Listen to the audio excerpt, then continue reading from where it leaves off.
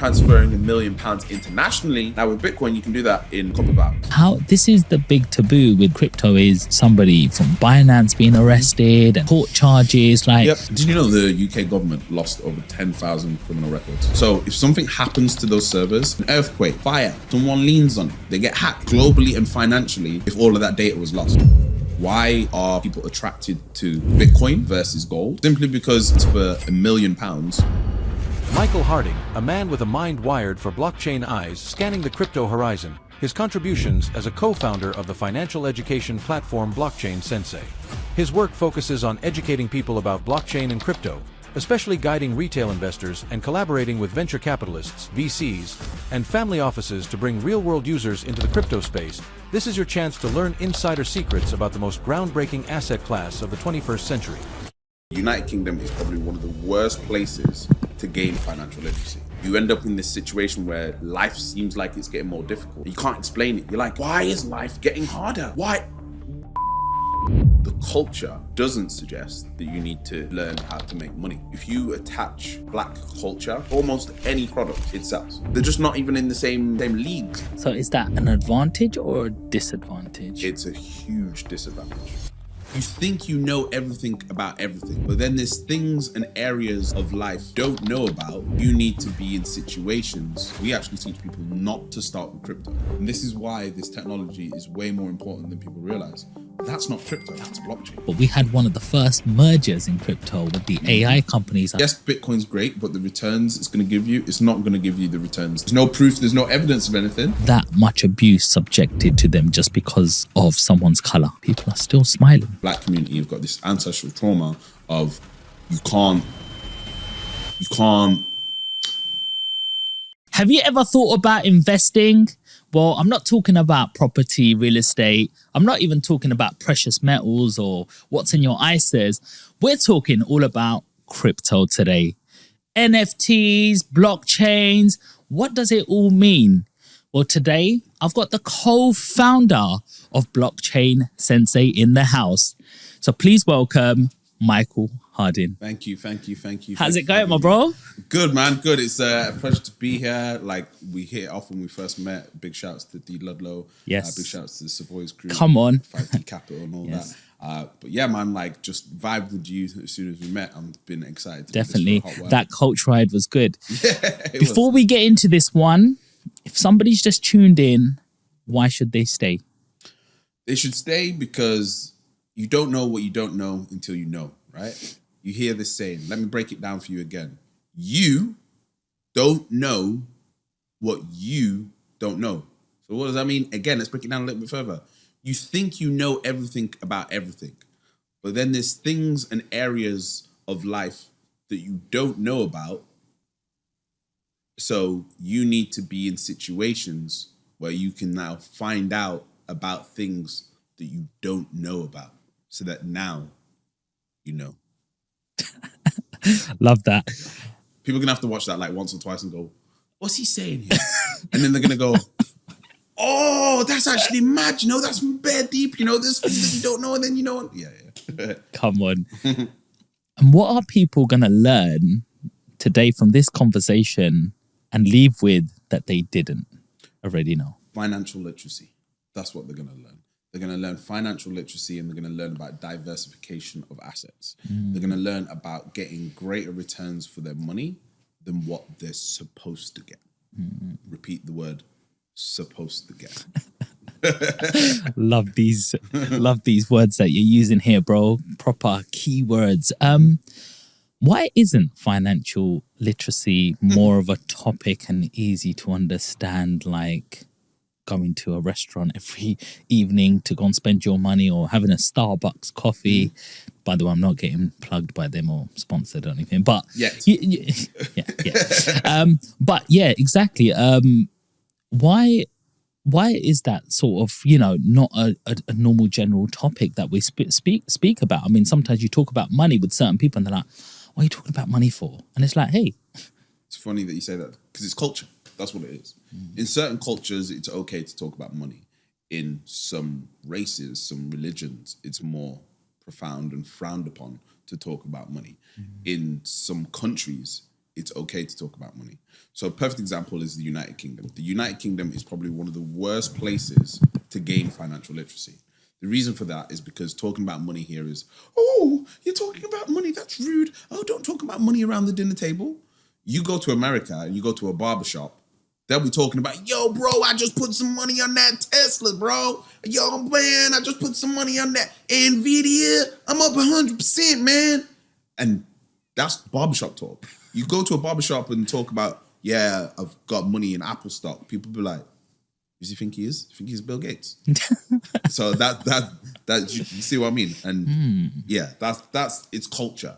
And unfortunately, that's something that we need to change in the UK, because once you start understanding financial literacy, you start understanding economics, and you start understanding what effects economics has on your mental health, on your physical health, on the well-being of everybody. And because of the UK's financial literacy problem, it means that the UK economy doesn't grow.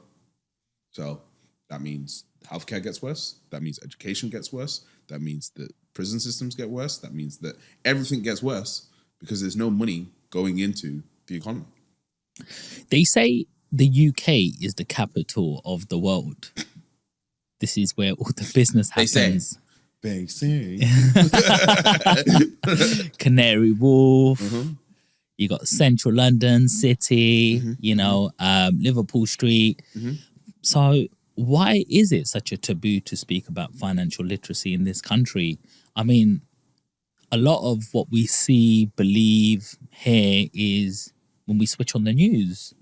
It sets the whole agenda. Sometimes I don't know what's going on in the news because I don't really watch it. I'm too busy with my businesses or doing real life things.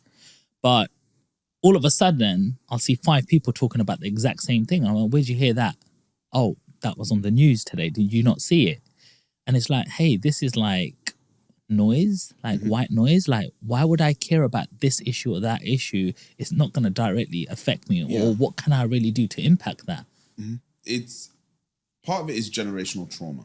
So the UK doesn't know that it's going through generational trauma. Now, the generational trauma it's going through is that the majority of its wealth is locked up. So it can't, one of the key parts of wealth is liquidity. So the best thing that I ever got taught is that money is like water, and you have land and you have water. And that's where the term liquidity comes from, because you need your money to be flowing, right? And if you take some water and you pull it in a cup and you just leave it there for 5 years, 10 years, what happens to the water? Goes stale, right? Goes stagnant. It's toxic. It gets dirty, attracts flies, so on and so forth. The same thing happens with your money. If you leave your money static, it can't move, it can't grow, it can't go onto the land. And when you put water on land and it's got seeds there, what happens to those seeds? It grows. They grow. Now, what's the amazing thing about growth? Growth is abundant. It's never ending. Now, if you take an apple seed, how many apples can you get from an apple seed? Loads. Unlimited. But what you need is that ingredient of water and sunlight. So what's happening in the UK is we've got all these seeds, and this is what they're literally called, seed stage companies, but they're not getting any water. They're not getting water because the water, the money, is trapped. It's trapped going to the wrong things. It's trapped going in, unfortunately for the UK, in the property space. Property is amazing. It's one of the best asset classes there. But in the UK, too much of it is in property, and it can't escape. It can't, to liquidate a house, to sell a house, that process takes too long. So it takes too long for the money to come out and flow back into the system and flow into this harmonic financial system that we're meant to have. So because of that trauma of things that happened in 2008 and things that happened in 2000, this is why extreme regulation came into the UK. So the UK is now seen as one of the safest places for financial investment because the financial regulators literally not even give people warnings. They just get rid of your license if you're doing something that you shouldn't be doing. So because of that, that's the trauma that now everybody has, is everyone's a bit like, oh, you shouldn't be talking about money. Oh, you shouldn't be because, oh, you might get arrested. This might happen. Da, da, da, da. So it's got a way, like, it's like having a child, right? If you allow a child to just be themselves, they'll discover who they are. They'll discover their talents. If you're too disciplined on them and you don't give them that space to play, it can affect them really badly in the long run. And that's exactly what's happened in the UK. Yeah, children sometimes go quiet, reserved, scared to make a decision without somebody else on top of them in their structure. In the UK financially. So the big dogs, the UK was a powerhouse. One of the things that people don't realize that got the UK to its financial dominance and build its empires was actually the pub systems. The UK pub systems, what it did is it meant that wealthy people and people that probably shouldn't have connected, upper class and working class people, were sometimes mingling together, and people would hear about deals, hear about opportunities, and then would invest money into ships that would then go out and plunder and pillage and bring all these goods back. But it then meant that the ordinary person would then come into money that they shouldn't really have been coming into because of conversations that they were having in the pubs, and people would do business. So this is something that still exists. And the reason I say culture is because this is something that still exists in Kuwait. So I spent a bit of time in Kuwait, and they have something called a douanier. And what a douanier is every single Friday, people will have a separate part of their house that is just designed for people to come together and talk. That's it. Wow. So people will go, okay, so Sean, you come to my douanier this Friday. And then I'll ask you, okay, cool. So what kind of things are you doing at the moment? And you'll be like, oh, I'm doing property. Okay, cool. I'll invite this other guy that I know that's doing property to come to my douanier. Wow. And then you all come to that. And then everyone that's a guest at my douanier then goes, okay, cool. So Mike, thank you for putting us together. What is it that you're looking for? And then they'll invite me to their douaniers. And then sometimes you end up in a douanier with someone from the royal family. Sometimes you end up in a douanier with someone that's a lawyer and whatever. So you just end up getting these business deals and opportunities. But that just doesn't really happen anymore in the UK. Like, we're not networking in the same way. A little bit in London, because London's crazy for networking events. But outside of London, it's not really happening as much as it should. Wow. What a different culture, hey? I was watching something on the way here, actually. It's quite controversial, though. It was, I think, an NBA player, and the presenter was on there. I think it might be Michael Jordan. And they said, what is the race which is the biggest in the whole world right now? And they asked him 3 times, and he said, well, it's black people. Mm-hmm. There's a lot more of us. There's Africa, all over the world. Who has most of the wealth? Like, from a traditional background. And they said the Jewish. Mm-hmm. The Jewish, why? Because they pick up the phone to each other and say, hi, how's it going? Mm-hmm. What business deals are you doing? What can we do together? How can we grow together? Mm-hmm. And what they have is a community. And he said, we've got people killing each other, having competition, talking about, not telling you what I'm doing, and so it's a scarcity mindset instead of an abundance mindset. Exactly. That's what's penetrated into the black culture is scarcity. There's not enough to go around.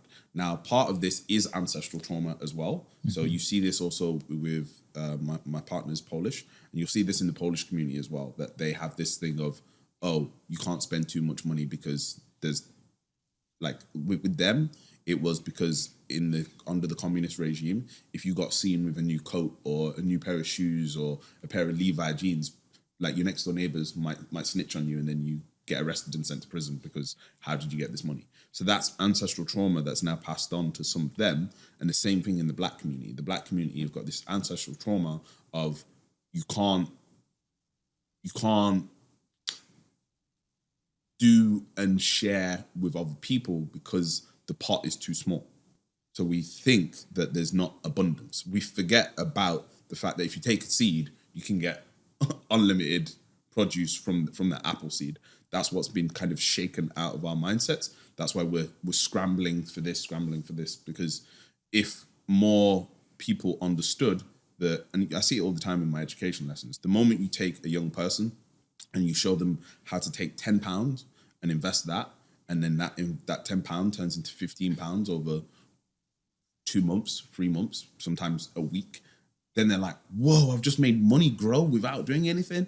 And then they start then going, all right, let me try it with £100. Let me try it with £1,000. And then when they start making that money grow, it now puts you in a different mindset because now you're in a state of abundance because you go, well, it doesn't matter about this guy. It doesn't matter about that guy because I've got these assets that are actually growing without me doing anything. And that's what's missing is if you don't have assets, of course you can have a scarcity mindset because what is an asset? An asset is something that appreciates and grows over time. If you've got no assets, then no matter what, you're just being a victim of society because society is set up in a way where because of inflation, which means that the prices of things go up because the value of your money is worth less, literally worth less. So what ends up happening is you end up in this situation where life seems like it's getting more difficult and you can't explain it. You're like, why is life getting harder? Why is everything stressing me out so much? The reason it's stressing you out so much because you're earning the same amount, but things aren't the same price. So you used to earn 30K a year and your living expenses and your costs used to be 20K. But guess what now? It's 25K, but you've got a 10% pay rise. So you've gone up to 3,300, 33 grand, right? That means you've got the pay rise, but because of inflation, you've actually got less money than you had last year. But people don't realize that this is happening to them. And then when you compound that over 10 years, you're in a pretty sticky situation. Like you're in a situation where you did have 10K spare at the end of every year, but now you're in the minus and you've not changed anything. You're like, this doesn't make any sense. I'm working hard. I've got a promotion. Why have I got less money? It's because you don't have any assets. And this is the key financial literacy term. The richest of the rich people in the world, the family offices that I'm lucky to work with, all their kids know about is accumulating assets. Assets and cash flow. That's it. Yeah.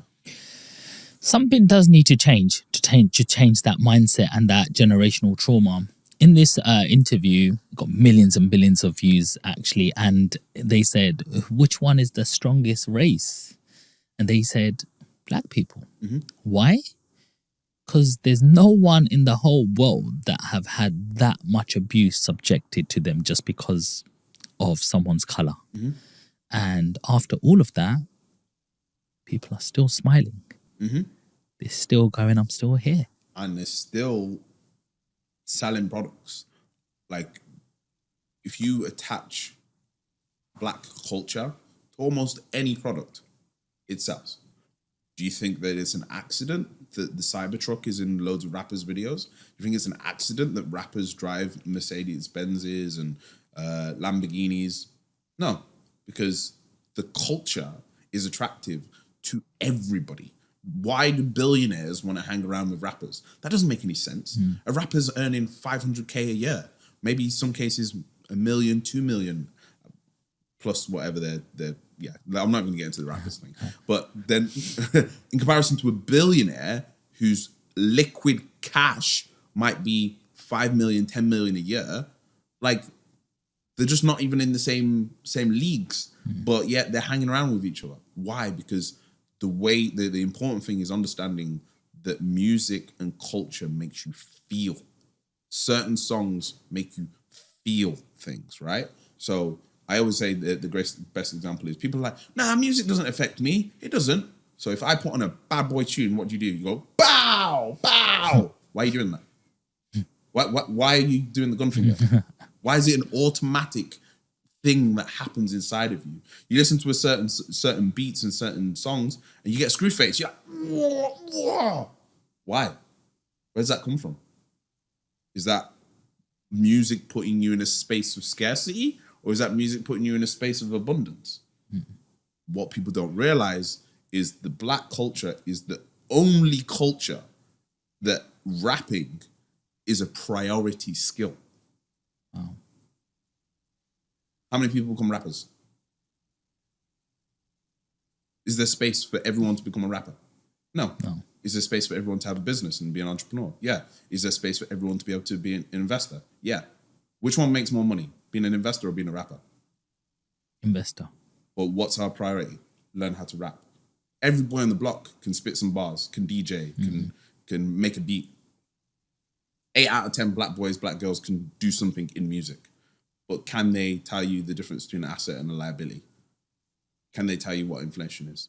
Can they tell you the top 5 stocks to invest in?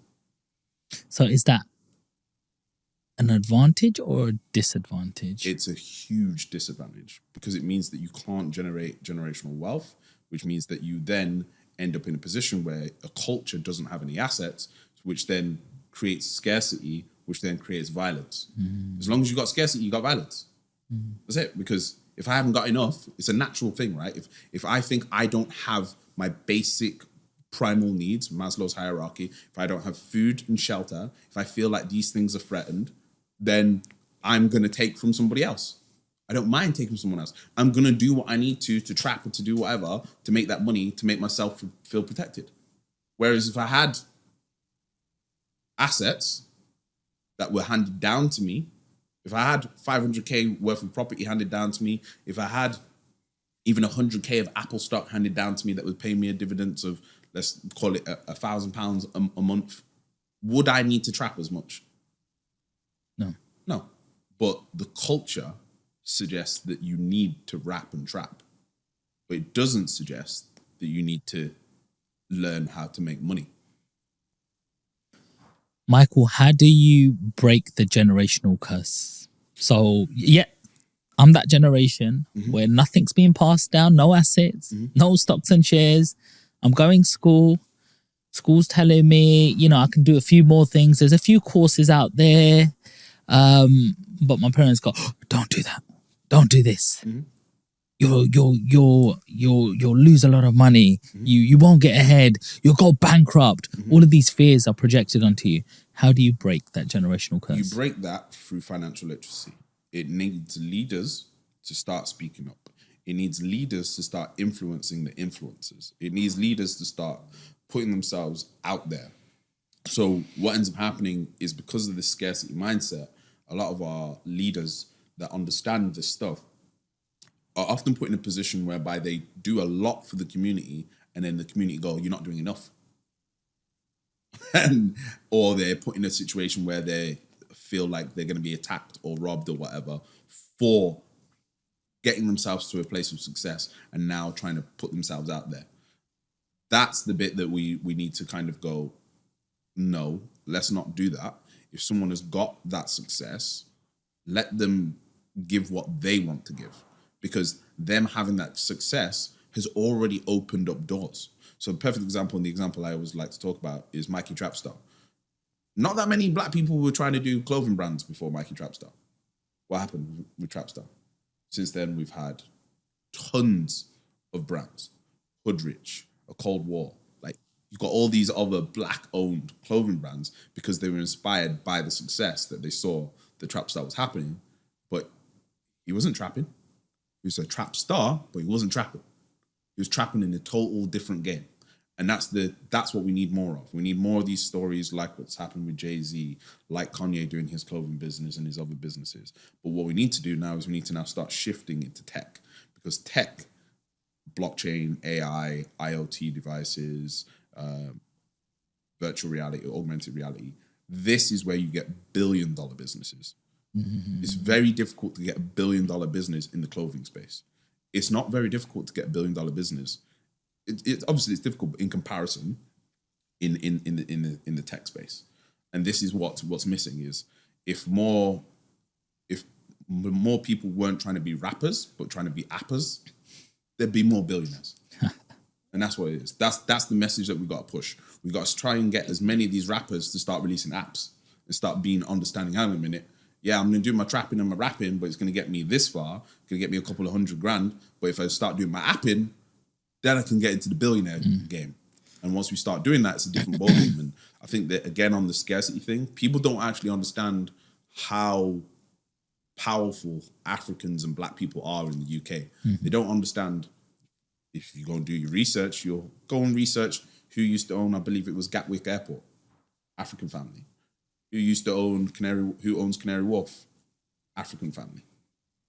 So things happen and we do own things, but we just don't know. And because we don't know, we think it's not possible for us. And then we go to the only method that we know. But yeah, that's what I'd say. Wow. Wow. Thank you for sharing that. So let's talk a little bit about the crypto space. Let's talk about this financial literacy. This is the newest asset class out there. This thing called Bitcoin comes out. Someone's saying, yay, it went up by X amount of percent. I'm going to buy some pizzas with it, you know? But now it's starting to be really adopted. And there's ETF, exchange traded funds out. And there's a bunch of other crypto. I've heard about scams. I've heard about rug pulls. I've heard about NFTs. And then is it on a chain? Is it not on a chain? And I've heard of smart contracts. Where the hell do I start? You start with the basics. So what we teach is we actually teach people not to start with crypto. So yeah, we're called Blockchain Sensei and we teach about blockchain. But the first thing we do is teach about assets and liabilities. We get people to literally write out what they think is an asset, what they think is a liability. Then from there, we now go, okay, so you now understand that property, if it's generating you money, is an asset. If you're paying a mortgage, it's not your asset, it's the bank's asset. It's a total different ballgame. And this is, again, one of these mistakes that people make. It's only if you own it and you can then liquidate it, is it an asset? If you can't liquidate it, it's not really, and if it's not growing in value, it's not an asset. And you've got to make sure that you own it, not the bank owns it. That is, for me, the definition of an asset. So first of all, it's understanding that you got your different asset classes. You got your commodities, your golds, your silvers, your lithiums, your lumber, even orange juice, even pork bellies. Like those are commodity assets. You've got your then you've got your stocks. Now, your stocks have been around for 500 years. If you look at a picture of the stock market for the last 500 years, only goes this way. Yes, it has its odd little dips here and there, but over time, which is what you should be doing, investing for the long term, it goes up. Now, what are stocks? They are ownership of a business. So before you invest in crypto, you have to understand business. Rule number one of a business, what should a business do? Make money. If you can't explain how the thing that you're investing in makes money, then you're not investing, you're gambling. And sorry to a lot of my Muslim brothers and sisters out there, but you're gambling. It's haram. Cut it out. If you don't actually understand how it makes money, then you're gambling. People are often like, oh, yeah, I got in this thing. Yeah. I heard it's going to go up. It's going to do well, yeah? Okay, yeah. How does it make money? Can't explain it. If you can't explain it, then you don't actually know what it does. So therefore, you're gambling. And this is the first thing. Stop the gambling. Stop it. You ain't got time for the gambling. Like, if you're flush of cash, you can do the gambling. But if you're new to the game, you ain't got time to be gambling. You can't afford those gambles. What you need to do is you just need to understand the basics first of how does it make money. So first of all, with let's say, for example, Ethereum, it's a blockchain network whereby it makes money on people doing transactions on the network. So if I want to send money to you, there is a fee. Part of that fee goes to the network. That's how it makes its revenue. Keyword, revenue. If you don't have revenue, you can't have profit. So this is the basics of financial literacy, of business 101. A business has to make money. So the first thing you're looking for in a blockchain is, how does it make revenue? How can I find this out? ChatGPT, Google. You just literally go, Ethereum blockchain, how does it make revenue? Simple. But are people willing to take that little 2 seconds out? No. So if you can't afford the education, then you can't afford the investment. Wow. That's what I would say. So yeah. 100. And if I'm opening an account up today, Binance, Crypto.com, and I'm seeing all of these altcoins and Bitcoin, what should be my first move? What should be my strategy? Obviously, look on some YouTube accounts, start doing my research, start reading up and saying, well, Bitcoin is a store of wealth. It's like digital gold. What do I do next? Okay, so the way that we teach is we teach something called the top fives.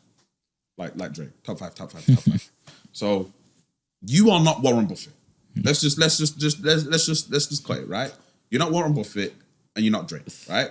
You are not the greatest rapper. You are not the greatest investor of all time. You can't come into the game 6 months in and go, yeah, I'm the best.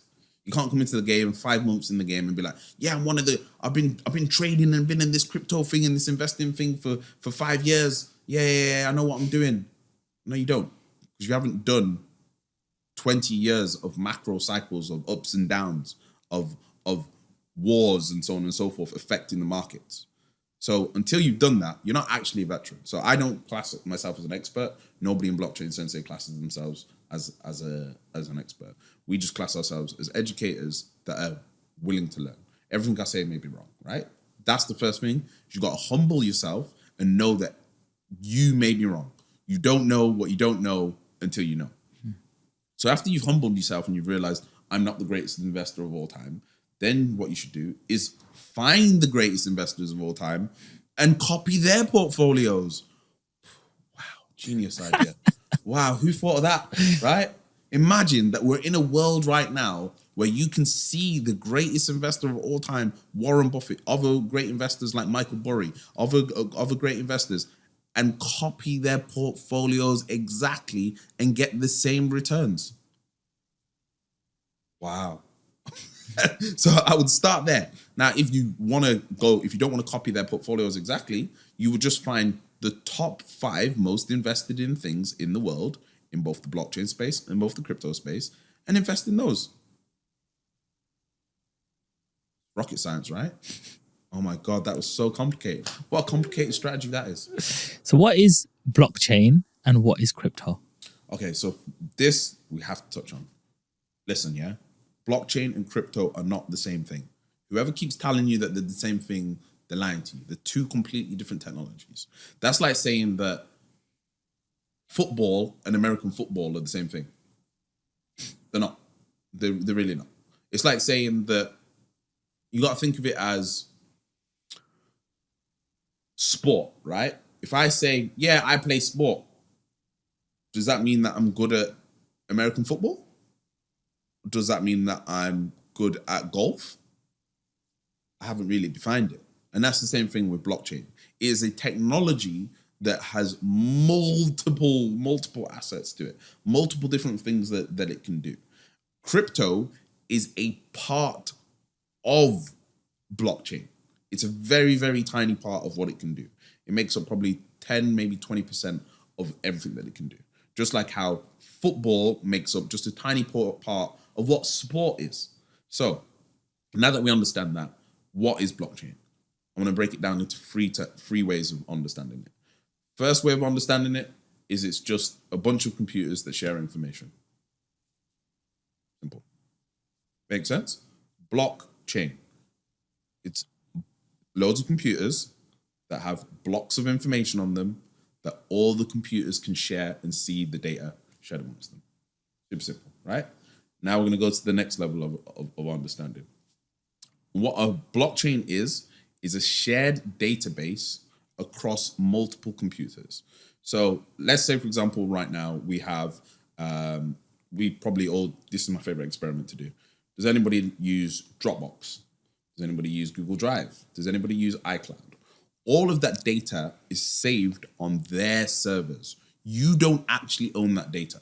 So if something happens to those servers, an earthquake, a fire, someone leans on it, they get hacked. Guess what happens to all your data on Dropbox, Google Drive, iCloud? You're in trouble, right? Now, what would happen globally and financially if all of that data was lost? Tricky situation, right? Now, what a blockchain does is it would take that information and split it up across all of the users. So people were using blockchain but didn't realize. So LimeWire, BitTorrent, these are all forms of blockchain. They're peer-to-peer transfer systems, right? So you take this information and you distribute it, and this is where the term a distributed ledger comes in. So a ledger, what is it? A ledger is just a note-taking system of going, all right, this person's got this person's got that. You know what? Let's break it down a little bit, right? Let's say, for example, I've got 2 bottles of water, and I now say, Sean, I'm going to give you one of my bottles of water. Please write that down in the book. That is now in the book. It's there forever, right? However, this book is spread across everyone's computer. So there's no way of lying and then you go in, oh, I lost the book. You didn't give me my water. Yeah. Everyone can see it. I can see you lying. And this is where blockchain is a big threat to a lot of companies because it forces transparency. And if you think about it, does every business in the world want to be transparent? No. Does all the chocolate companies, do they want to be transparent about where they're getting it from and the prices that they're paying for it? No. Does Nike really want to be transparent about how much inventory they've actually got in stock?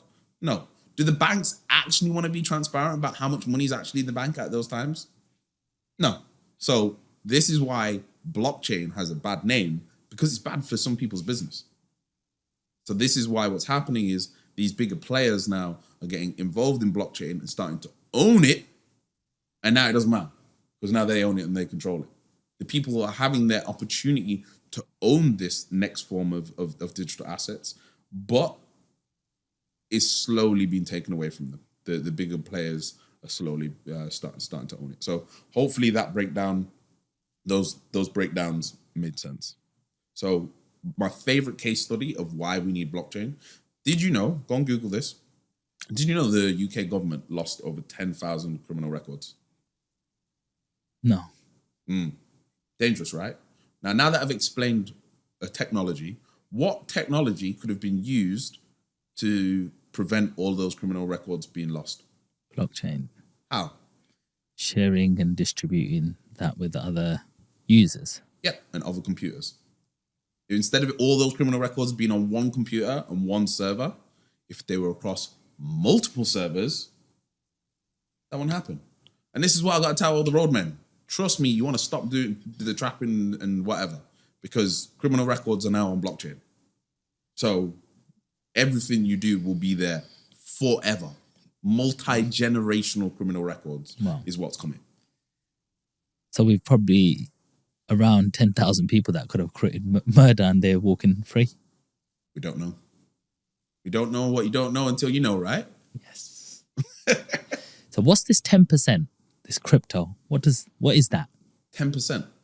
So 10% is multiple things. 10% is what, in my opinion, according to research from a study by a company called Grayscale, Postmodern Portfolio, is what they recommend should be the amount that someone should allocate of their investments to crypto. So, sorry, I should have rephrased that.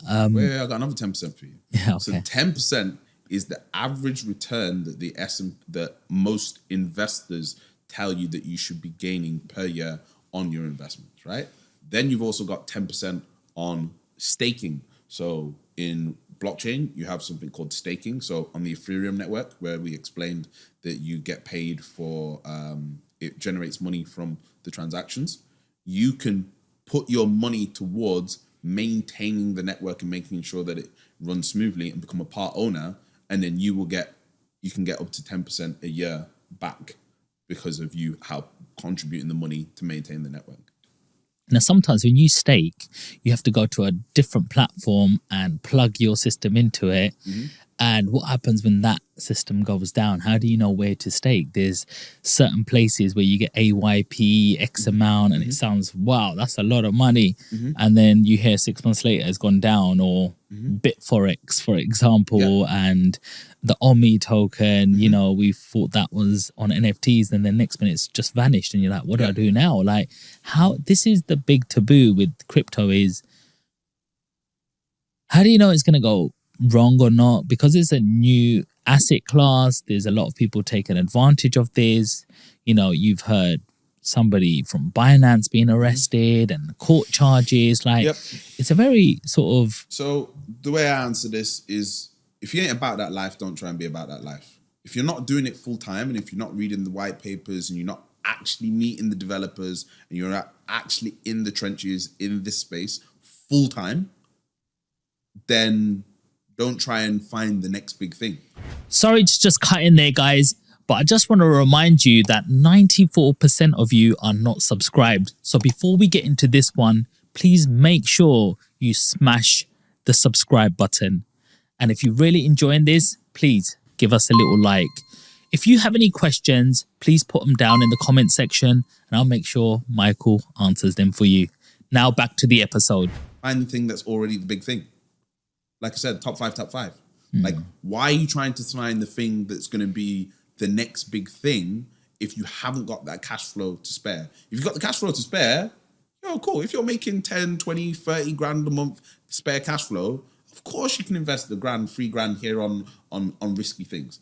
But if you haven't, then you need to just stick to the top 5. You need to just stick to staking in places that the big boys are using. What's the biggest boy in the blockchain crypto game? Coinbase. So why are you not using Coinbase if it's good enough for BlackRock? If it's good enough for 11 out of the 13 institutions that have now started offering Bitcoin to their clients, if it's good enough for them, why is it not good enough for you? Who are you? You don't have trillions of dollars to manage.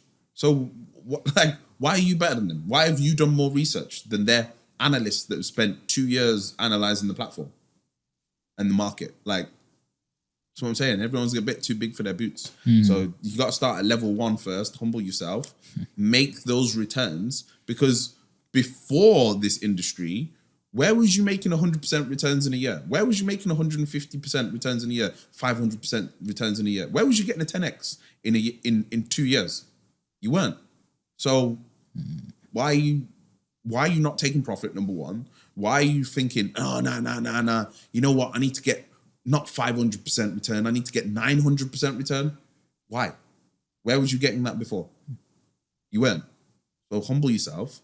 Accept that you've actually got the gains. Take some profit. Leave a little bit there. But don't be chasing, you know the song, don't go chasing waterfalls. That's what people are doing. They're just chasing the dream instead of having a plan and just being okay with being better than average. You have to understand the average return that the average person is getting from an investment fund is 10% a year. And you've got people, kids, investing in blockchain and getting 50 or 100% a year, beating some of the best hedge funds in the world. Like, why do you need more than that? Like, the compound effect of getting 100% returns a year is mind-bending. But people just aren't happy with it. I've heard this analogy before. I'm not sure if you had as well. Bitcoin is like internet, and then Ethereum is like Google. So something that works. Close, yeah. Something works. Like, you need Bitcoin before anything else works, and then you need Ethereum is the utility. Like, it gets you to other places. Now, I want to speak about the new Ethereum that's come out, which, well, I won't say even new Ethereum, but everyone's talking and ranting and raving about Solana at the moment. And I know you've just yesterday went to a Solana conference and you've been with all the big boys out there. Can you tell us more about how Solana works, how Ethereum's working, how much of a threat it is to Ethereum? We know that Ethereum ETF has come out, and at this stage currently there is no Solana ETF, but they're talking about that as well. Talk to us about that space. Okay, so full disclaimer, full exposure. I do work with Solana. I work with Solana Super Team, doing events and business development for them, connecting up different VCs with some of the projects to invest in. VCs? Venture capital. So venture capital are companies that invest between, would be 50K all the way up to 20 million into a startup. So that's what I help to negotiate. Okay. And to put people in the right rooms to meet those kind of people that are going to invest in their startup. So again, this is what I'm saying. Apping versus trapping. So it's a bit of a different ballgame, right? Yes. So that's where, let's go back to what Bitcoin is. Bitcoin is a store of value, like you said. Bitcoin is basically digital gold. It's gold, but on the internet. Why are people attracted to Bitcoin versus gold? Simply because how long does it take you to transfer £1 million from one person to another? It actually gets flagged by your bank. It can take up to weeks to transfer £1 million like that, unless you're with like Coots or somebody and they're like, yeah, you're good for it. Now, transferring £1 million internationally, that's a whole different ballgame.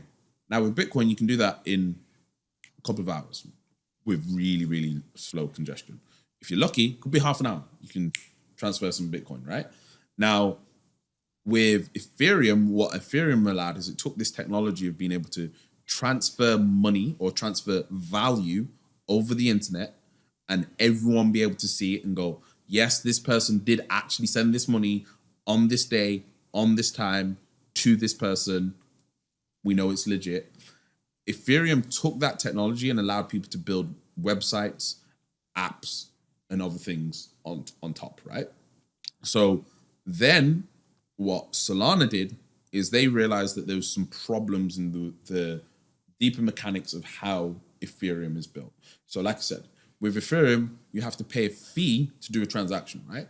So if I'm sending you, if you want mass adoption, it's all good if I'm sending 100K, a million, 10 million to you, right? And I'm paying £150 for it. Fair enough, right? It's cheaper, it's quicker than doing it through the banks. But if I'm a normal everyday person and I want to send you £150, why am I going to pay £150 and wait 15 minutes to send you £150? Does that make any sense? Okay, so break it down again. Why am I going to spend £15 and wait 15 minutes to send you £15? That made no sense. And that's one of the biggest problems with Ethereum, is that the fees are just too high and it costs too much. Why does it cost too much? Like, why is it not cheaper? It's because of the amount of people using the network. So the way that it's designed is the more people using the network and the more people trying to send a transaction at the same time, it increases the fees go up, right? So now with Ethereum, they have got these things called scaling solutions. So scaling is where you build other things, other apps on top of the first app. So think of it like the iPhone, right? So the iPhone and the App Store is like what Ethereum is. And now in the App Store, you can get apps that might make your phone run better. So you can get things that clean up the memory. You can get things that delete pictures, therefore making your phone run a little bit better. And this is what's happening now with Ethereum. They're building layer 2s on top of the App Store to make things run a little bit faster. However, Solana looked at all of the way that Ethereum was built and decided to build it in a more efficient way. So that means that the fees to send money are less than 10p, sometimes less than 5p to send money, sometimes less than a penny to send money to somebody. Now, is that more viable for the world? Yes, because pretty much everyone in the world is in a position where they can possibly afford to spend 1p to send £1. You don't really mind that much because that's kind of what's happening in the banking world at the moment, right? Now, on top of that, the transactions happen in seconds rather than minutes. So again, if you're going to start using blockchain for games, you're going to start using blockchain for things to do with safety and health. You don't want things happening in minutes. You want things happening in seconds. You want things happening for cheap rather than happening really expensive. And that is what Solana is doing. Now, on top of that, Solana has a phone. Now, remember I said that Ethereum is like the App Store. There's loads of apps and things built on top of it. Imagine they actually had a physical phone that people could have and touch and use and go, oh, okay, this Solana thing's actually like a physical thing. It's a phone with apps on it. Oh, I get it now. So for me, remember when we went to the basics of what should you be looking for to say that a blockchain is making money? What's rule number one of business? Is it making revenue? Now, if you're selling phones, are you making revenue? Of course you are.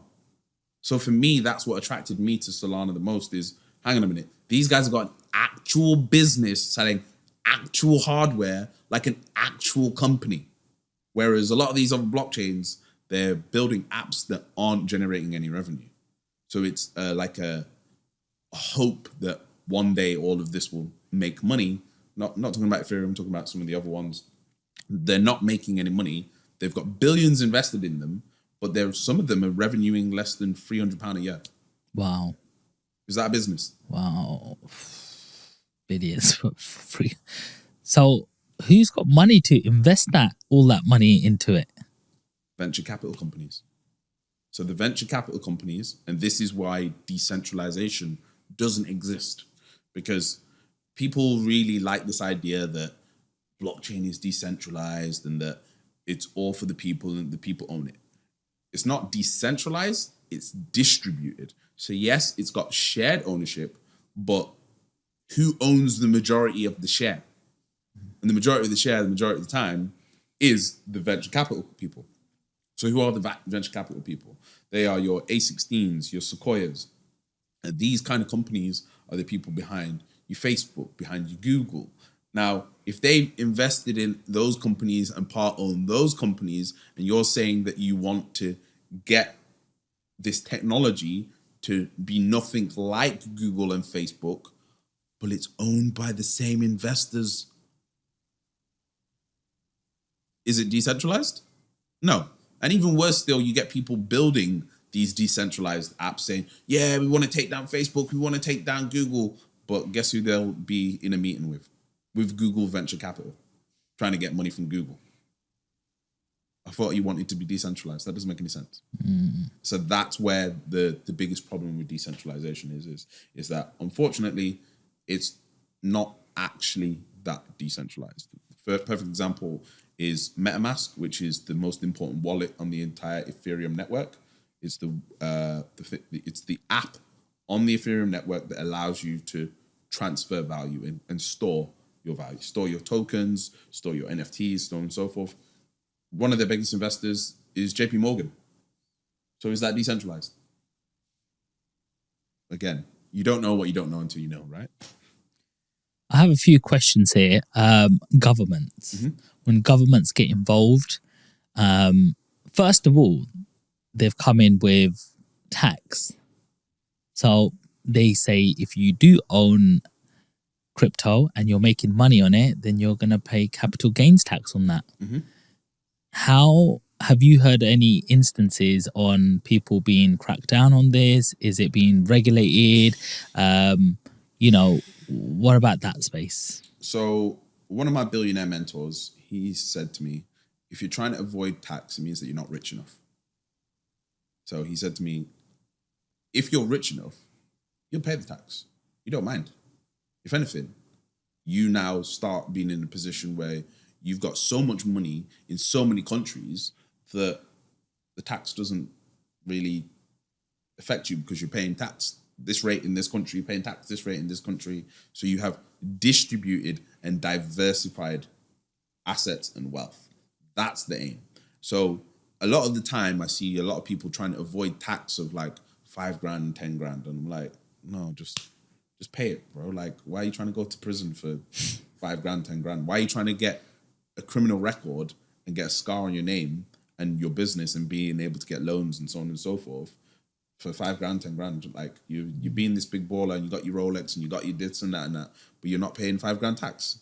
Make it make sense, bro. Like does it? Do you know what I mean? Man, I'm happy to go on holiday and blow 10 grand on girls and Raris and whatever, but not willing to pay the 10K tax. Like, did you not go to school in England? Did you not get your tuberculosis jab? Do you not get these things? Did you not get any medication from the UK government ever? Did you not get books to read? Did you not have an ambulance service, a fire service that you can call at any point? When your house gets robbed, who'd you call? The man dem or the police? You know what I mean? So people are using these services, but they don't want to pay for them. And it's like, no. Like, you might not like the country, you might not like where it is right now, but it got you to where you are right now. So pay it back. Yeah. Like, you owe it. Like, whether you like it or not, if you don't like it, then leave.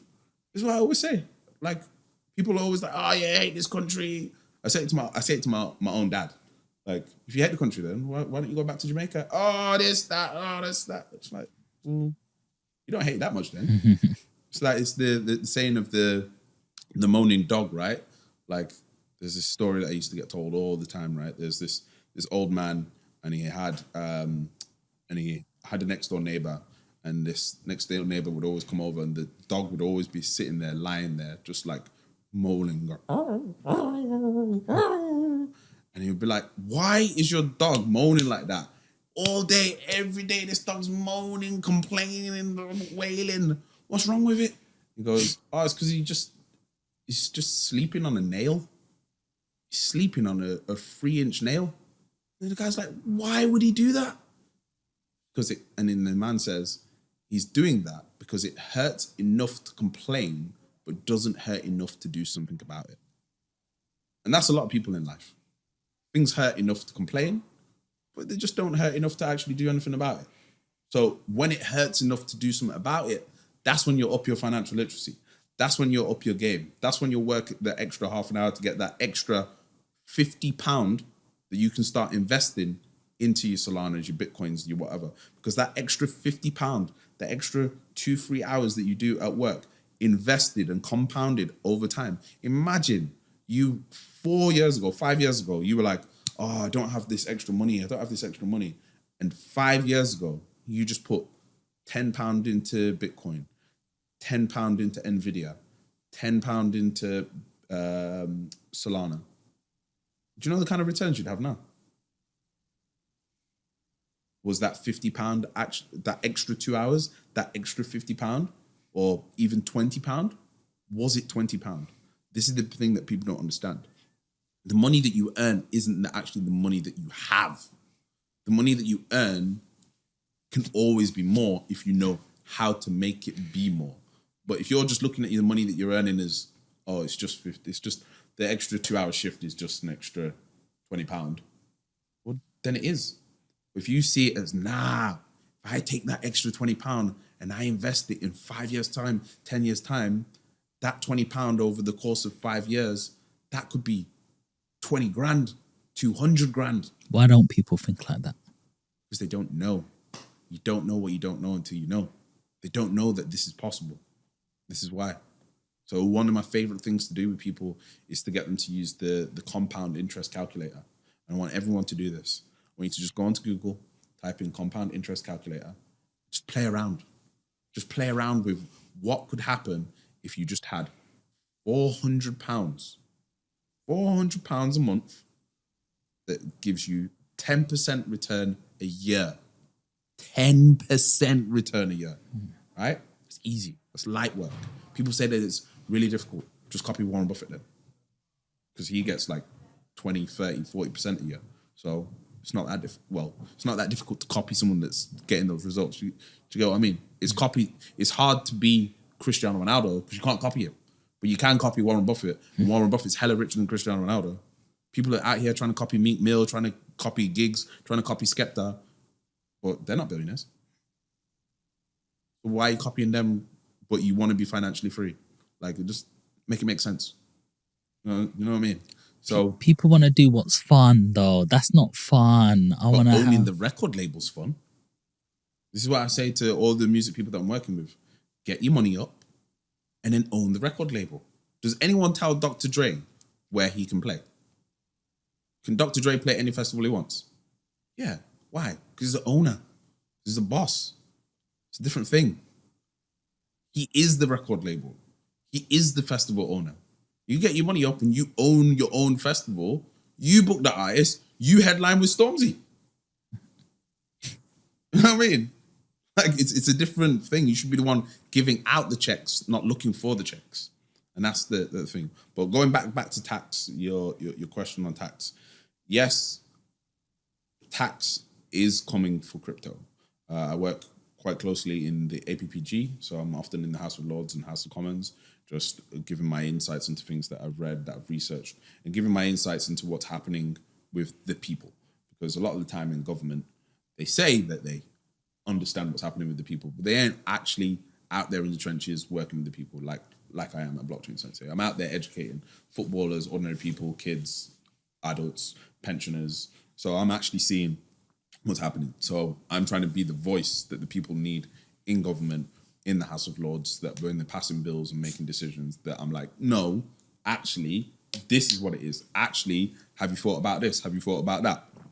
So because of that, I get privy to a lot of conversations that a lot of other leaders in the space, leaders from Microsoft, leaders from Amazon, leaders from Tencent, I'm in the House of Lords with these kind of people, hearing the conversations about what they're building out.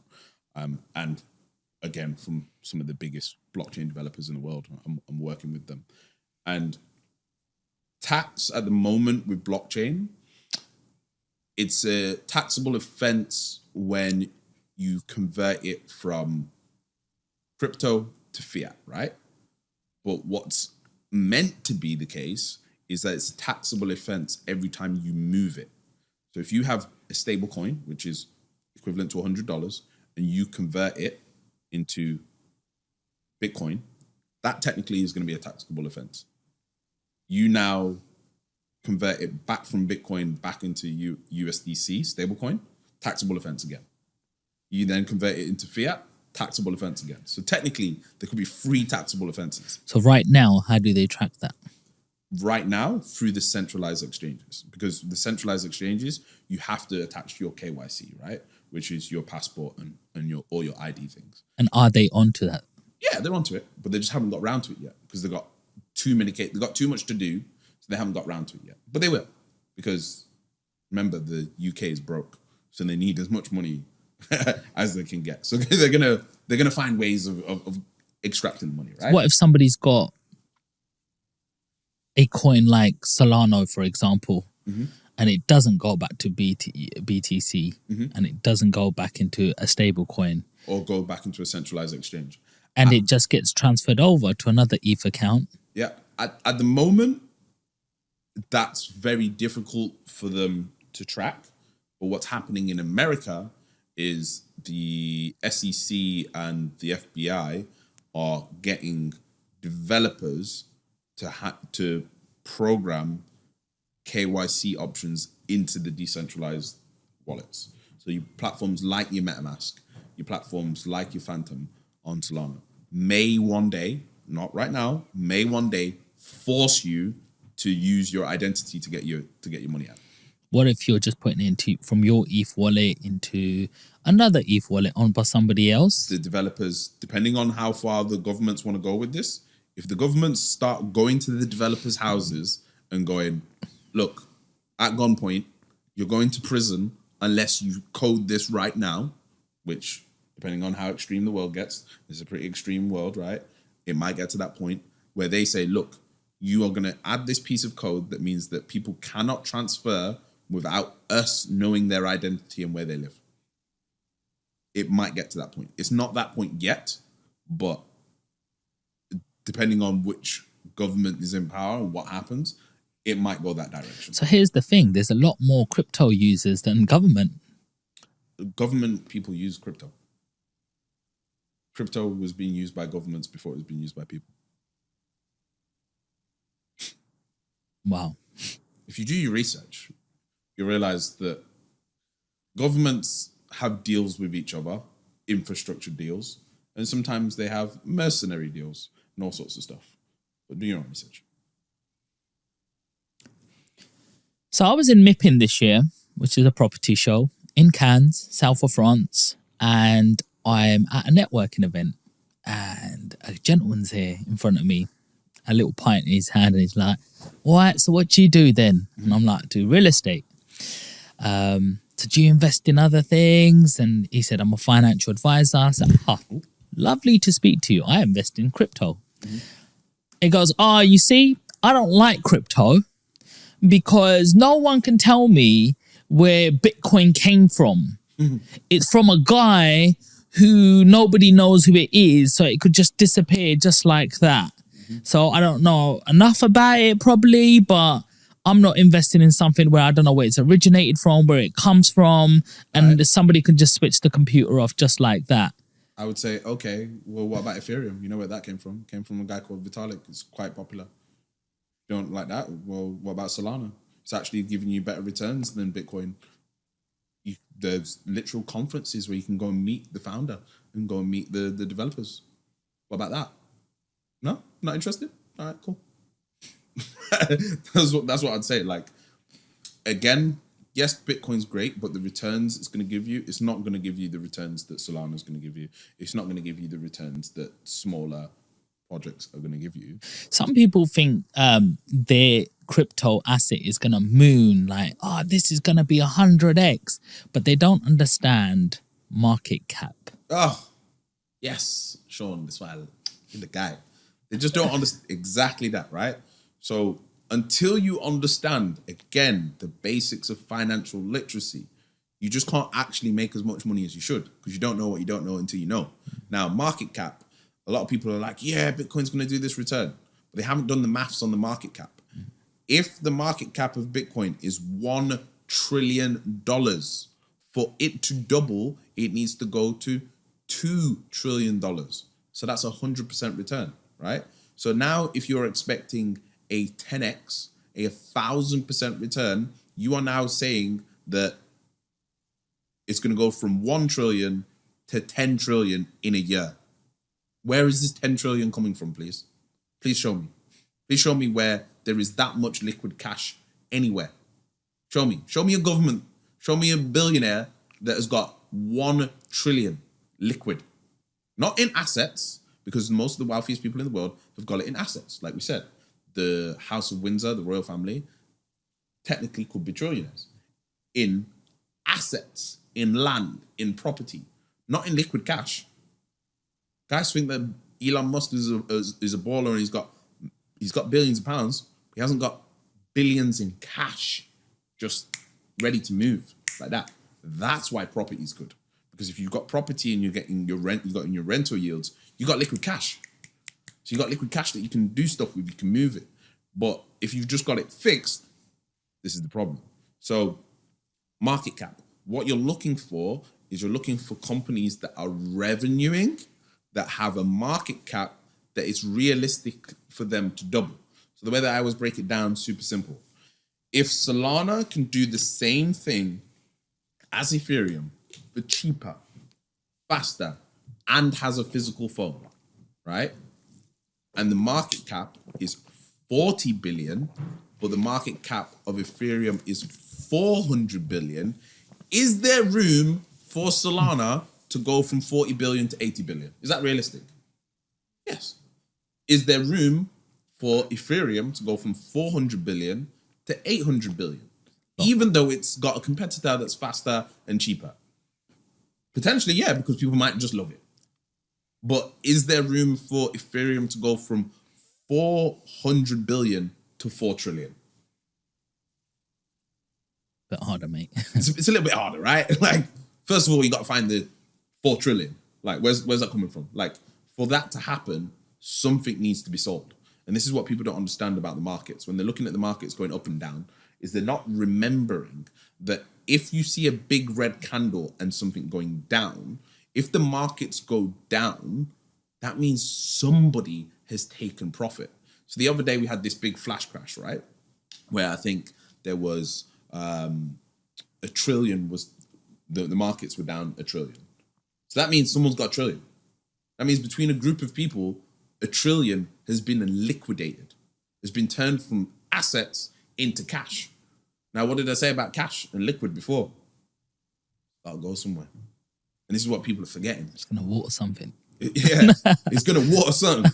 Like, and this is what people forget. They see these crashes and they're like, oh, no, it's over, it's dead. Ah. It's like, no. The moment you see that crash, that means that someone's got water in the watering can. That means they got the water in the hose pipe. That means that they're looking for something to grow. But you got to think, okay, if the markets have crashed and someone has wanted to take out money out of a fixed asset, which is a long, complicated process and very like moving. Let's say, for example, you're a multi-billionaire and you have 100 billion of Apple stock. Why and what must I have seen to liquidate 10 billion of that? I must have seen something that's going to get me more than 10 billion. I must have seen something that if I put a couple 100 million in, might return me another 10 billion. And that's the way that the bigger game works. It's just cycles. So there's always money in the markets and it will come out of one market, but that money has to flow in somewhere else. It has to go somewhere. Money never stays still. It can't. It can't. And this is where a term, coming back to the cultures and the races, one of the most important terms in the world is the velocity of money. Velocity of money means how much money moves around in a community or how much it moves around in the economy. Right now, we're at scarily low levels of velocity of money. Money's just not moving around that much. But that's where crypto comes in, because it means that money can move faster, and it can move faster with people that it couldn't move with before. Because how did you track how much money was moving when it was dollar notes in Africa? How do you track that? How do you track that in India? Can't track it. Whereas if it's on a blockchain and everyone can see it and it's transparent, can you see it? Can you track it? Can you build data models on it? Can you now target people better to sell them products and goods and services and apps? Yeah. Isn't this scary? No. Isn't this like you can, everything's being tracked? Somebody could, if they can track it and see where it's going, can they not block that as well? They can track. They can block things. Isn't it more control? I always say, if you're being a good boy, why are you bothered about being tracked? You need to be tracked, because if you're a good boy and you get lost, you want to know that someone's tracking you. If you're being a bad boy, then you're not trying to be tracked. You know what I mean? What about market manipulation? Oh, so like, you know, it's like, I'm not saying this is the case, but BlackRock, JP Morgan, how you doing, mate? Mm-hmm. Yeah, we're coming out of that tomorrow, 12 o'clock. Great. Boom, the whole market moves. Who gets left dry? The consumer. Mm-hmm.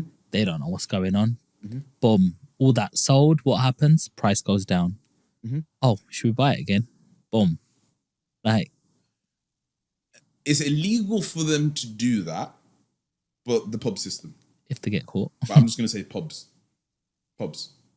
That's, think about it. Like, if you're on this table in the pub and I'm on this table in the pub and I see you from Goldman talking to this guy from JP Morgan, or I see this, I know that you work in gold and I know that this guy works in Bitcoin, and you're sitting around the table with the JP Morgan guys, I want to go, I saw them in the pub yesterday. I haven't heard what they're doing. It's speculation. There's no proof. There's no evidence of anything. Technically, that's not illegal. It's not illegal for you to go to the pub with a mate and have a conversation just because they work in a different company and for someone to see you doing it. So that happens sometimes, but the risk of that is that sometimes get the bets wrong. Because sometimes people think that deals are happening when they're not happening. Sometimes deals are made to look like they're happening, but they're not happening at all. Crypto is very cyclical. Mm-hmm. It goes through cycles. We've had about 3-4 cycles already. Mm-hmm. You get your tops and bottoms. It feels like a phenomenal year for crypto so far on the books in terms of, mm-hmm. hey, we finally got a Bitcoin ETF. Mm-hmm. That's massive, because it now means people can sort of, and institutions can, you know, invest into that. You've now got an Ethereum ETF. We now should be going through a bull run because we've just had something called the Bitcoin Halving. Mm-hmm. And yet it feels like, yeah, we doubled from where we are right now and come back down, and it's very volatile at the moment, they call it. How do you see this cycle playing? How do you see when the bull run starts, if it's not started already? What's your price prediction of Bitcoin? Because that gives us some sort of analogy of how much money is going to flow into Bitcoin to then trickle down as they do in every sort of cycle. And do you see this cycle going to pump and dump like every single one? You hit it on the head when you said trickle. What's the thing that we said about money? What does it do? Flows, right? And right now, for Bitcoin to go up, it needs people to put money in it as a store of value. It needs people to be liquid, put the money in. And it also needs not just the institutions, but it needs the retail and the normal everyday people to do that too. But if we look around, who's liquid right now? Are retail liquid right now? Nah, retail's hurt. Interest rates have gone up. Bills have gone up. Everything's gone up. So the spare cash that people used to have, do they have it? No. So in a time like this, where people are struggling and trying to figure out, no matter how wealthy they are, your monthly expenses have gone up. So that extra cash that you had to be able to go, oh, you know what, I'll put some in crypto. Is it there? No, it's not. So until there's a major liquidity event, which means something going down in value, something crashing, the crypto markets won't move. Because where's the liquidity? So maybe when that $1 trillion went out of the markets the other day, that might flow into crypto, but that's only moving the markets by $1 trillion. For it to do what people want it to do, we need to see 4 trillion, maybe 5 trillion be liquidated from somewhere else. Do you see this cycle different to other cycles? 100%. This cycle is, in my opinion, the last cycle. The reason I call it the last cycle is because the institutions are here now, right? This was your opportunity to own the equivalent of owning real estate in New York in the 1700s, 1800s, right? Before anyone, you're owning key parts of the infrastructure, not even land, owning the rivers, owning the flour mills, owning the key parts of what built New York. Because what's happening now is we're moving into something called network state. What is network state? Network state is an idea that people are going to slowly stop belonging to countries. Why are they going to slowly stop belonging to countries? Because everyone's working remote. So you don't actually need to belong to a country anymore. You can be born in a country, but do you need to live there to work? No. I know plenty of people that were born here, now live in Dubai, are registered in Dubai, but spend most of their time in Thailand. That have born in, let's say, for example, Spain, are registered in Malta, but own land in Zanzibar. They don't even go and visit that land, but they own it, and they own it online. So this need for people to, and this is why I think war isn't going to exist in the same way either, because how do you attack countries that are spread and have ownership of different countries? And this is where we're going. This is getting a bit more, people think this is far off, but it's already started happening. You've already got people coming together online. Some of the people that I work with in the blockchain space, they've built these billion-dollar apps and they never met each other in person. They built it all together online. They built a team of 150 staff all online, never met each other. So if that company of people that have never met each other, that all did it online, billion-dollar company, goes and buys an office in Canary Wharf or in London, that's network state. But now what happens if that company goes and buys some land and they've got an office?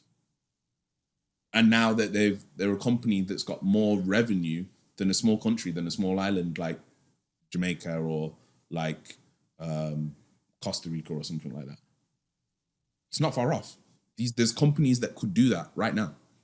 So this is where we're heading. We're heading to a network state, and a lot of things that we think are going to be the way that they are, just not going to be, because you don't know what you don't know until you know. Mm-hmm. What is your prediction, your personal prediction, your intuition? You've been in the markets for so many years, ear close to the ground, education-wise, being around big companies who, are dominating the crypto space. What is your personal prediction on how this cycle plays out? So, again, flowing on from this network state thing, the biggest thing that is going to allow the markets to move is liquidity, right? The most important thing that needs to be liquidated is property, because it's got trillions of dollars just locked up that can't move. It's just a stored asset. And right now we're going for the world's largest transfer of wealth ever. In the last 5 years, more billionaires have died than ever in history. Some because of old age, the Emir of Kuwait, the Queen, You've got one of the richest men in the UK. He passed away. One of the Rothschilds passed away. So all these families are now moving their wealth to the next generation. Now, when they're moving, that's on the highest level, right? But that's also happening on the mid levels with the billionaires. That's also happening with the millionaires. That's also happening with people that have got a couple of $100,000, right? The average person in London now is about to inherit in the next 5 to 10 years a property worth $1 million, $2 million, right? What are they going to do with that cash? Is they going to keep it all in property? Or are they going to probably put 100K of it into crypto? So the liquidity is going to come from the transfer of wealth, and it's going to come from the sale of property. So what's going to happen is blockchain is going to speed up the sale of property. The moment you can start selling property in 24 hours, can you imagine the amount of liquidity? Mm-hmm. The amount of cash that would flow into economies is mind-bending. It's like it's bottlenecked. It's completely bottlenecked. It's coming out like a pipette. Do you remember in in science when you had the little thing that just dropped the little drop of water? Like, that's what's happening. The moment you apply blockchain to property, you literally turn on the tap that doesn't turn off, and the velocity of money just goes because everyone's just got more money. There's more money about, so that people can just do more. That changes economies. It changes the world. It changes the entire world. And this is why this technology is way more important than people realize. But that's not crypto. That's blockchain. And that's what people need to understand. Hang on a minute. How do I invest in blockchain rather than crypto?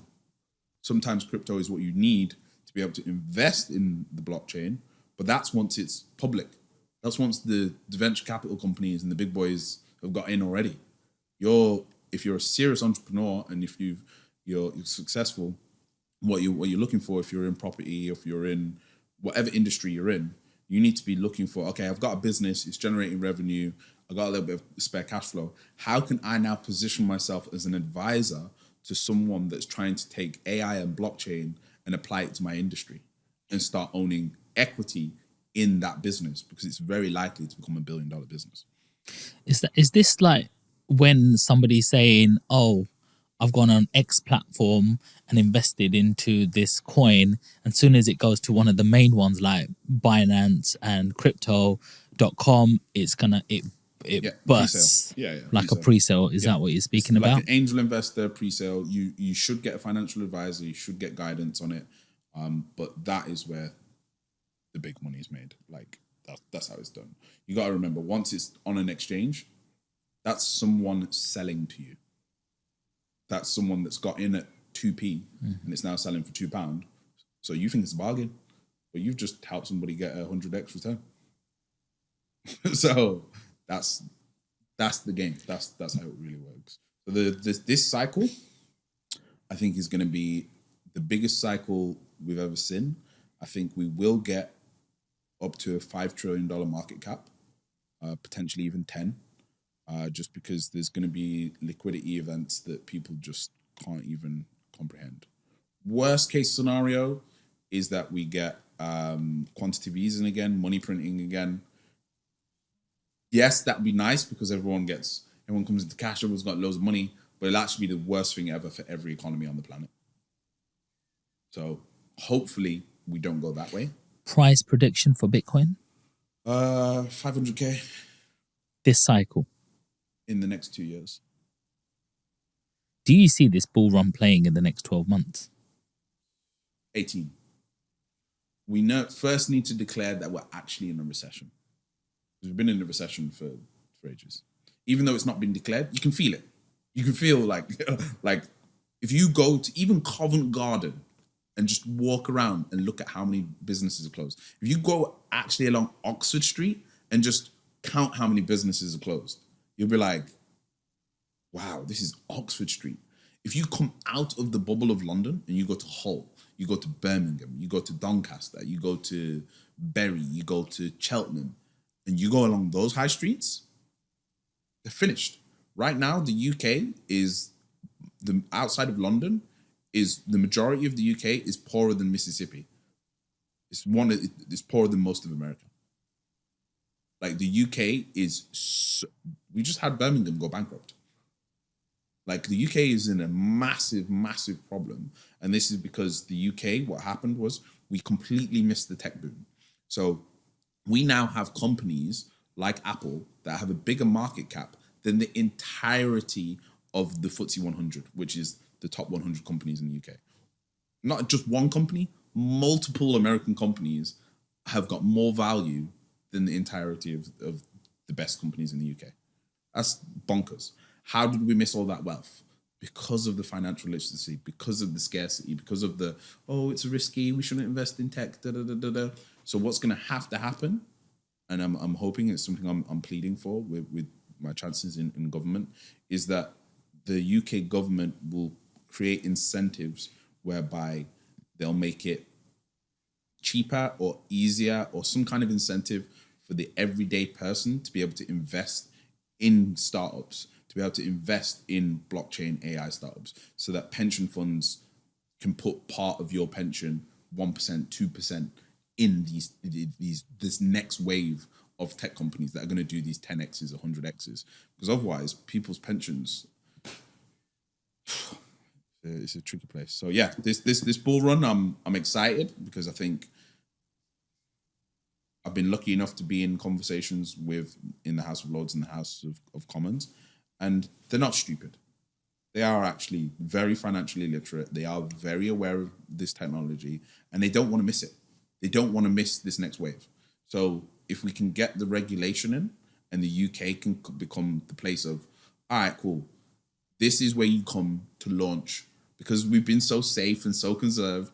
If the UK becomes this place for blockchain and AI companies to launch, and investors will come because they'll be like, if it's a blockchain or an AI company that's launched in the UK, it means it's been regulated, it means it's safe, it means it's clean, it means it hasn't got anything dodgy going on with it. Boom.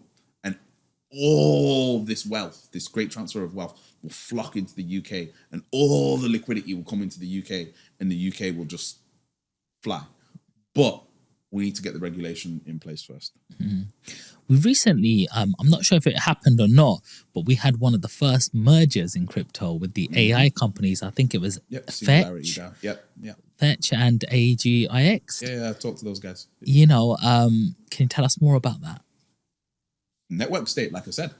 So what we're seeing is we're now seeing the start of private equity entering into blockchain.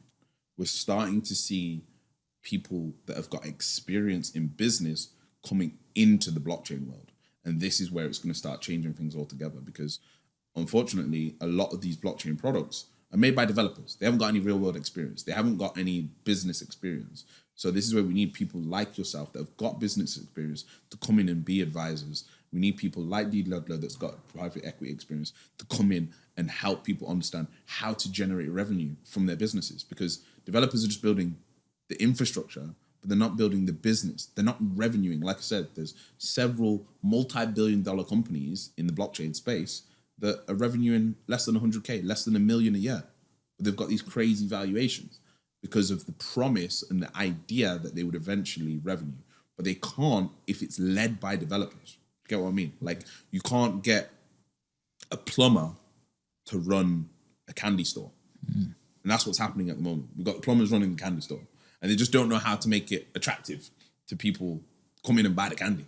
So what we got to do is we've got to get at least people that have run burger shops to come in and work with the guys, with the plumbers, to build out a shop front that looks a little bit better and works a little bit better, because it's just a little bit janky at the moment. So yeah, we've got mergers, we've got land ownership, we've got building ownership, we've got private equity, we've got real estate coming into blockchain. So it's all happening. So yeah.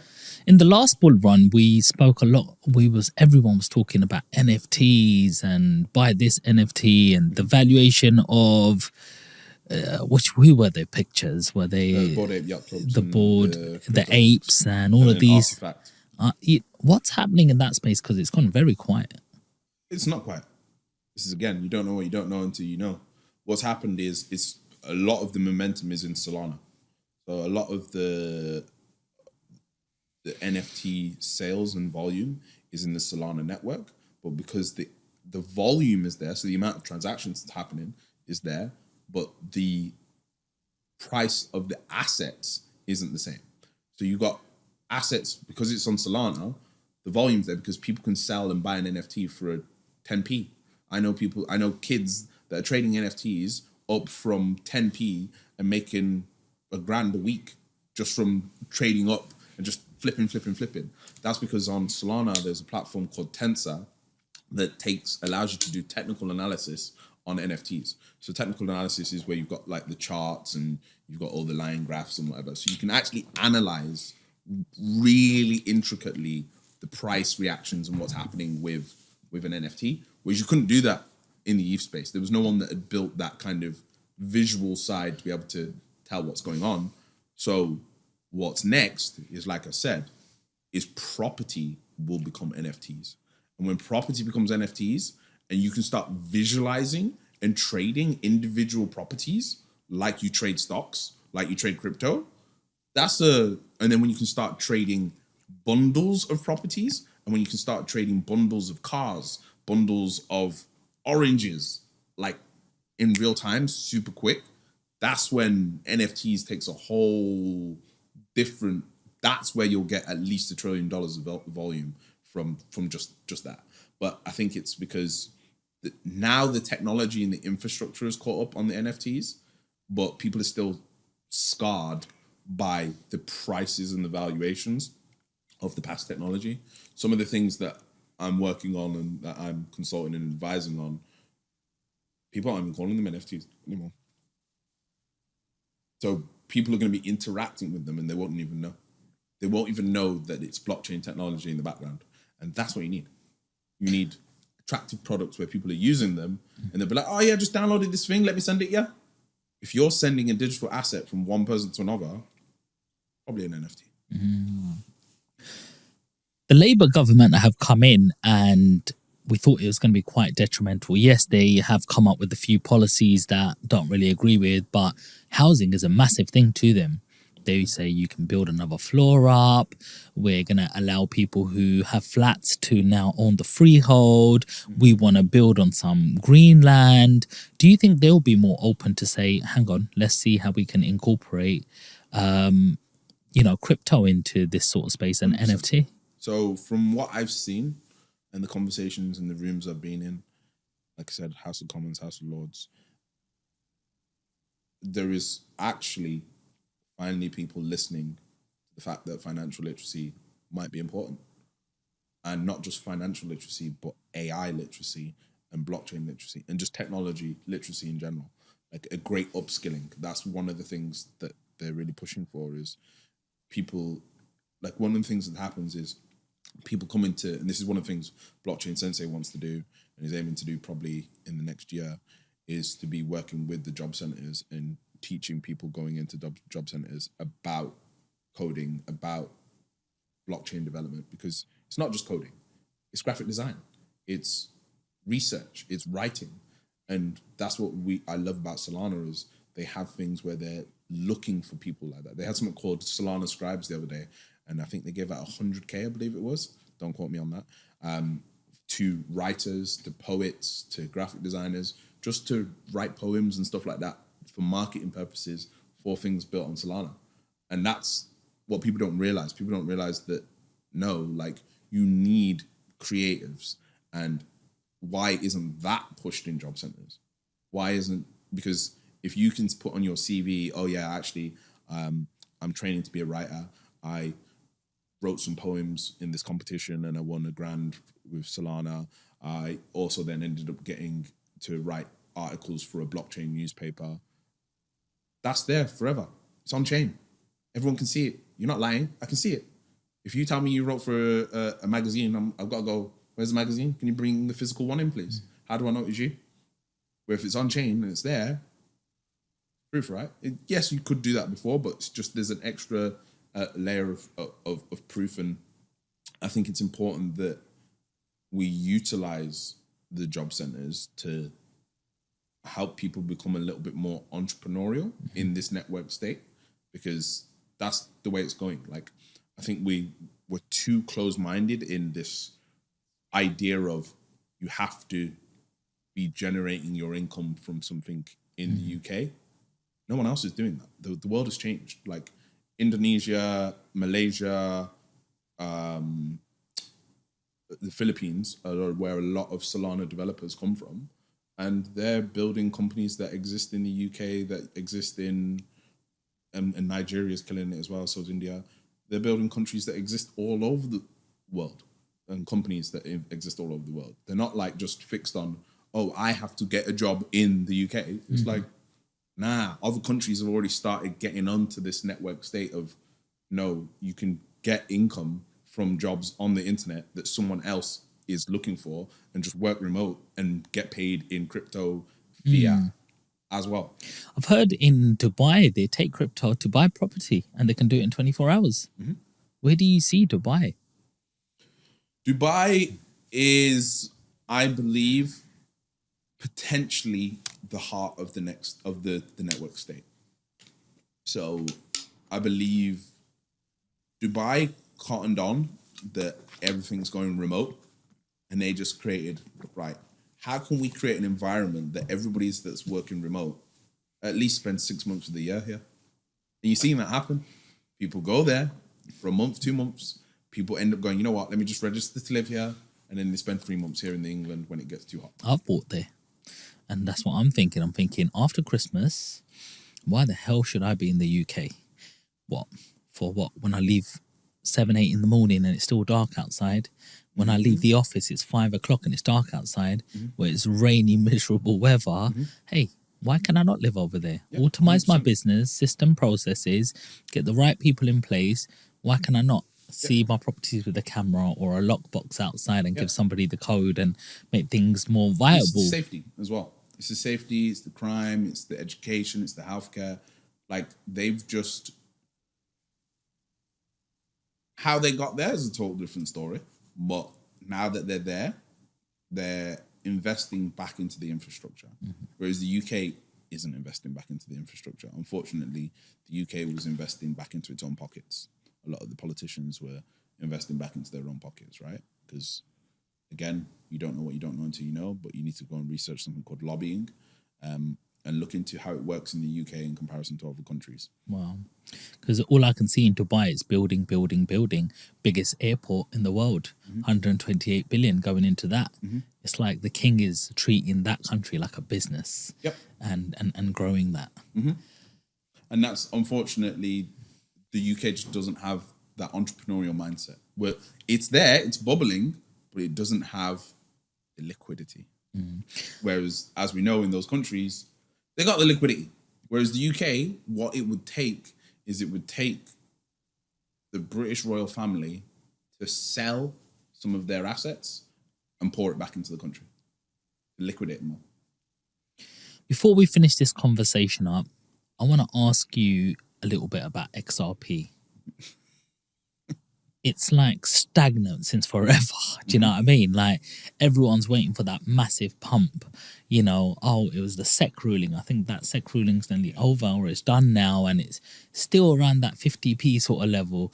When I got in, it was about 30p or 28p, but it's not really done nothing. And everyone's like, you can, in under a second, send millions of pounds anywhere around the world. Zing, done. Like, you know, that's what XRP is about. And I've just heard this conversation for the last 5 years, really, same thing. What happens is, because people don't have the financial literacy and they don't invest in stocks as well as crypto, is they become pigeonholed in an idea, but they don't know how to assess the business, right? And that's not their fault, because it's, again, the lack of the financial literacy. So a lot of people I talk to about XRP and Ripple, number one, they don't distinguish the difference between Ripple Labs and XRP. Ripple Labs is the business that is going to make money. Ripple Labs is the one that's going to make all the government contracts that's working with potentially the Saudis and working with whoever, right? Ripple Labs is the one that is going to do an IPO and go public, not XRP. XRP was a test network to test if the concept of what they was building out works. It works. So now they don't need the public blockchain anymore.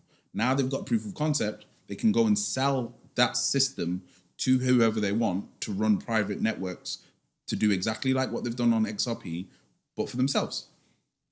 So XRP is not needed. And that's because when people understand the business that Ripple is not XRP, it's a product of XRP, then you start understanding. It's like investing in Apple, but investing only in AirPods. Like, yeah, and just focusing on the AirPods. Like, yeah, the AirPods are a part of it, but that's not actually the main business. Like, if they want to, they could just discontinue the AirPods. Then what? Then you put all this time and energy and money into this thing, but you weren't diversified and you missed out on returns on Coinbase. Coinbase did better returns than XRP. Wow. What's happening with Matic? Matic is going through some sort of change to Pol, is it? Yeah. So Matic, again, is a company that has had billions of dollars invested in it. Matic is one of the layer 2s on Ethereum. So you got the Ethereum network, which is a network of shared computers that people can build websites and apps on. And Matic, Polygon, is on top of it and allows you to make transactions faster and cheaper.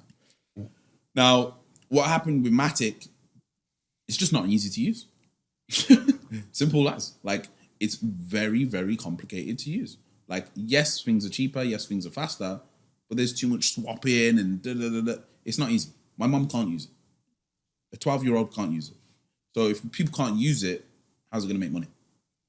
Yes, the volume is there, but is that volume from retail or is that volume from institutions or bigger players?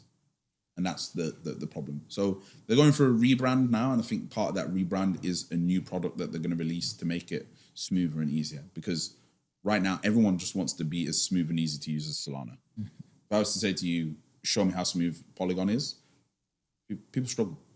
And is it still worth still being in that play, do you think? I don't know enough to comment. It's not one of the ones that I've researched, so I'm staying away from it. Currently, what is Solana's price? Off the top of my head, around $141. Yeah, and what's your price prediction? About $3,000. Wow. Like, I believe in Solana can definitely get to where Ethereum is, because it can do what Ethereum is, because it does it already cheaper and faster, and it's got a phone, and it's got IoT devices, and it's got games. What's IoT devices? So IoT device is like a thermostat or a Ring doorbell or anything like that. So Solana is huge on that. So there's a narrative called deepin, and a lot of people are really big on deepin, but they haven't realized that all deepin is on Solana. So one of the ones is Helium. Helium allows you to have a device that you can just put on your roof, and then you get you create data for Ring doorbells and Roombas and stuff like that, and you get paid on every time your data is used from your hotspot. But what they've done in Miami, they've teamed up with 5G, with T-Mobile, and now they've got their own mobile network. So if they scale this mobile network and they've got their own phones and their own app stores, wow, they're a competitor to Apple then. And that's where I'm like, well, Apple's valued at $2 trillion. So, but Apple doesn't have its own payment system. Them router systems, them Helium routers, they recently changed as well, no? Mm-hmm. Yeah, They went over to another network, is it? Yeah, they've been doing some bridging. I'm going to be meeting up with the Helium guys in Breakpoint in Singapore in 2 weeks' time. So they used to have them Bobcat routers, right? Yeah. I've got a couple in my house. Hey! I still need to put a big master. Yeah. But Anyone in property, like Helium is definitely something you need to look into. If you're a taxi driver or a Deliveroo driver or someone like that, you need to look into Hive Mapper. This is another decentralized physical infrastructure network on Solana. It's a dash cam that allows you, so the world's largest AI center is owned by Tesla. So every single Tesla car that's going around is capturing data of everyone on the roads all at one time. So they've got the biggest like set of data for real world visual data.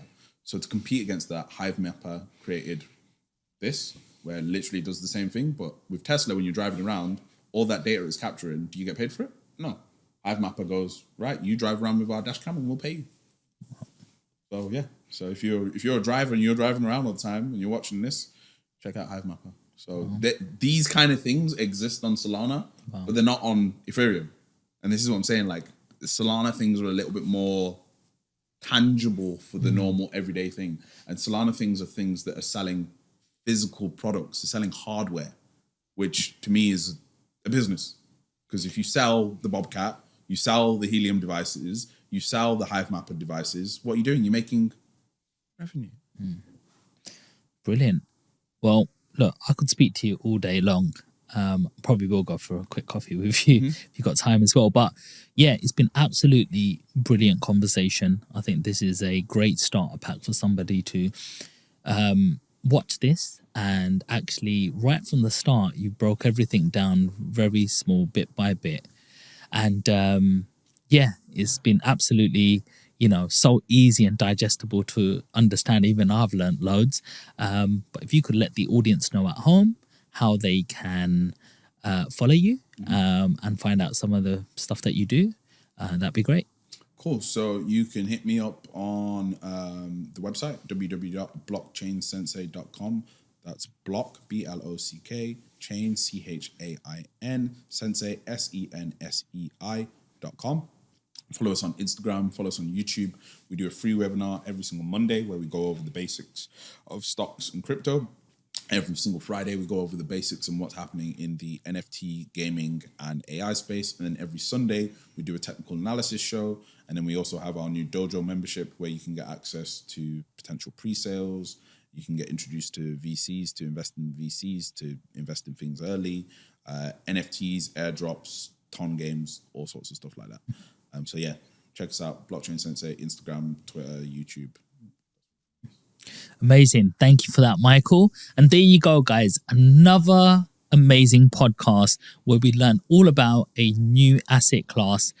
I'm sure you'll be watching this in a few years' time as well, looking back and going, Sean brought some guests on who told you so. So don't get left behind.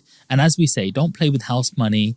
Play with money that you can afford to lose when you're looking at new asset classes. So that way you're trying, and if it hits the moon, amazing. And if it doesn't, all right, you lost the drink. So until the next one, peace. Peace. I got to add something as well, or maybe in the edit in the back end. So if you are interested in starting a business on Solana, if you are interested in being an advisor to some of these projects, if you are interested in you're a graphic designer, if you're a researcher, a writer, and you want to start making some money in crypto, you want to earn crypto instead of buying it, just literally Google something called BuildStop, and it's just BuildStop London. We do a co-working space every single Friday for all people curious about crypto. You can check that out.